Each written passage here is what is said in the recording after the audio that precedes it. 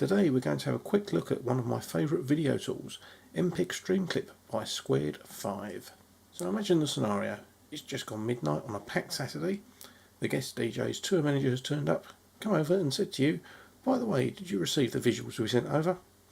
After a worryingly long pause, you think back, "Nope, we haven't had anything come through." "Not a problem," the tour manager says, "I've got them on USB stick." You plug the stick in, and lo and behold, the visuals are not only a stupidly high resolution that's going to bring your media server to a grinding halt the second you try and load them, but they're also in totally the wrong format. So, option 1. Explain to the tour manager that the visuals are not compatible with the venue system. This makes you, as a professional technician, look obstructive, makes the venue look bad, will probably bruise the ego of the guest DJ who likes to see the name flashing on the screens, and means the customer does not experience the added wow that the guest DJ will bring with them. Option 2. You're lucky enough to have your personal laptop with a copy of some professional editing software like Sony Vegas, Adobe Premiere or Final Cut. Load the clip in, edit it so it's the right resolution, set up some export settings to match the venue's media server, hit render, wait. Then when it's done, copy the file from your laptop to a media server and pray you've got the settings right. Great if you have a laptop and a couple of £100 worth of software with you, but not everyone has that luxury. Option 3. Make sure you have a copy of MPEG Streamclip on your media server.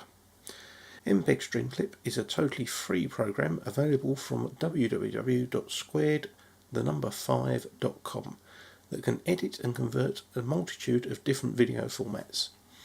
It works with both PC and Mac and is an absolutely tiny file, 877 kilobytes on a PC and 3.5 meg on a Mac.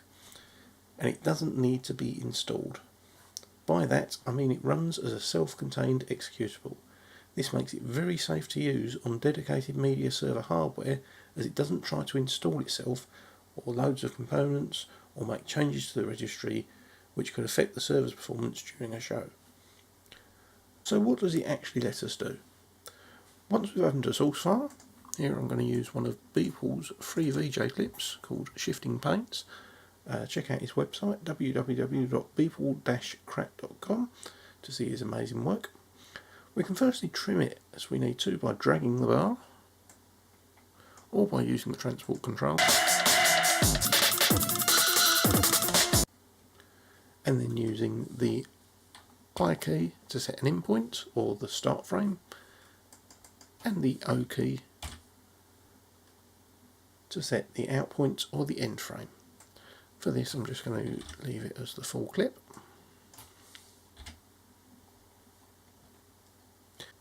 We can also click edit and change the aspect ratio or rotate the video. However, by leaving these as they are and using the export options to perform this, we not only have more control, but we can create a preset template which can then easily be recalled and applied to batch processes. Once we've trimmed the clip as required, we can click on File, where we'll be presented with a number of exporting options. Export to DV lets us output to digital video format, which is great for real-time editing on Macs in Final Cut Pro, but not really used with media servers. Export to AVI gives us audio-video interleave support. A lot of media servers can play back AVIs, or use them as source files to create a playback file from. Green Hippo Hypnotizer 3 and 4, for example, can do this, but they're generally very big files, often gigabytes in size for a minute-long clip. Export to MPEG 4 is a basic way to export an H.264 MP4 video file. Great for playing back on your iPhone or iPod, but this option doesn't give us quite the level of control that we're after. Export audio is a great function that lets you strip the audio track from a video file. Very useful if you're using software like Resolume Arena that requires separate audio files and video files for AV content playback. The option we're most interested in, however, is the first one, Export to QuickTime. Every media server I can think of has QuickTime support, with many of them using specific QuickTime codecs to allow hardware accelerated playback of video files. By clicking Export to QuickTime, we can use MPEG Streamclip to export the video file using any QuickTime codec installed on the machine. So if you're running MPEG Streamclip on your media server, you're guaranteed that the preferred codec for that server will be installed and waiting for you. By clicking on the compression drop down, we can see a list of all the available codecs installed. On this computer I have both Avilight's AI and Resolume 5 installed. I also have separately installed the HAP range of codecs for use with Inkling Mix Emergency. As you can see here, MPEG Streamclip lists the AIM codec for use with AI, the DXV3 and DXV compressors for use with Resolume, and the 3 HAP codecs. This along with a whole host of other generic QuickTime options. We then have the sound section that lets us choose how the sound in the file is compressed, or if we prefer we can remove the soundtrack from the file altogether and reduce the file size. Frame size allows us to scale the video, adjusting its height and width, and by the nature, the aspect ratio, using a professional 2D FIR scaler.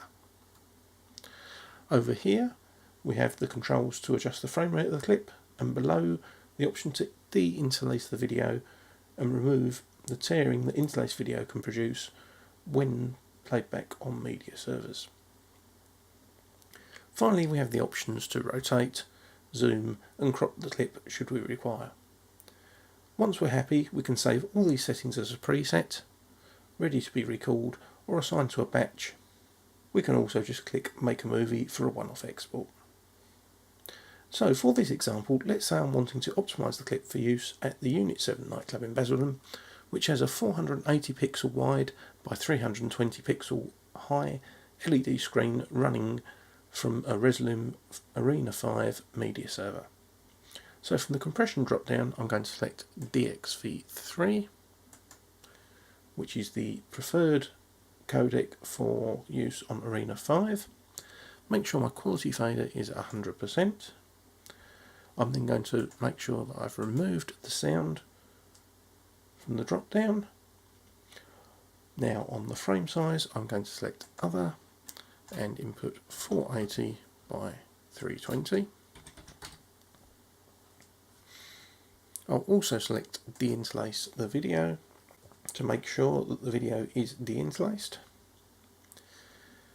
The zoom, rotation and crop I'm going to leave as they are because I want the entire source video to just be resized to fit the screen. And then I'm going to click Make Movie. I'm going to rename the clip to Shifting Panes Optimised and click Save. MPEG Streamclip will then optimise the video using the settings that we provided.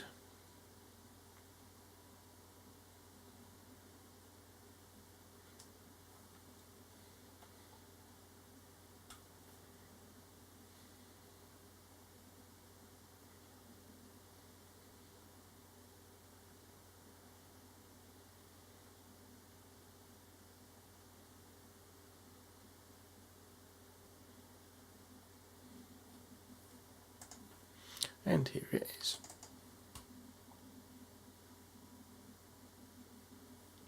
The optimised video ready to load directly onto the media server, ready for output. That's just one of the many uses for this small but very powerful program. As I mentioned, you can create batch jobs which will go through and process an entire folder of content using the specified preset templates. This makes bulk optimisation really quick and easy.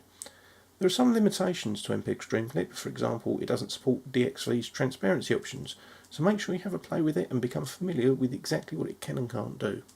It is, however, a very useful tool to keep on a USB stick and is one of the Club Techie secret weapons.